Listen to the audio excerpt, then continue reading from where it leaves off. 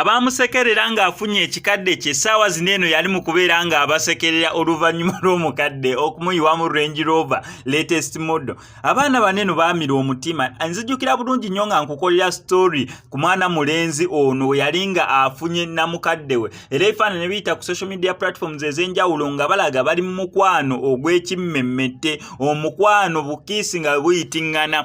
Okusinziira ku myaka omwana ono ayinza okubeera ng'ekinene nnyo ali mu 3 naye alina okubeera ng'ali wakati w'emyaka 23 n'28. So nga gwali naye era ateeberezebwa okubeera wakati w'emyaka ekitone nnyo 55 ku myaka egisukkira ddala mu 7 oba egikunukkiriza 8. Tomanya okusinza buli omu ku nkula ye. Naye nga balaga bali mu mukwano ogw'ekimmemmette. Ssaawa zino eno abantu bamusekerera we nakola story eyo, sisobola kwagala mukadde wange, sisobola kwagala jjajja wange, ssente tezintuusa awo n'ebisigadde ng'ebyo. Ssaawa zino eno awanise number plate y'emmotoka Range Rover personalized number plate Royal Jeff. Kati ssaawa zino eno yali mu kubeera ng'abasekerera, mmwe mwansekerera mbu ndi omukadde. Ssaawa zino eno abasekerera nti yavuga emmotoka eriko empya Range Rover, naye ga mazima otunulira mu Range Rover ne personalized number plate n'ogamba oba naye otunuuliramu namukadde oli noga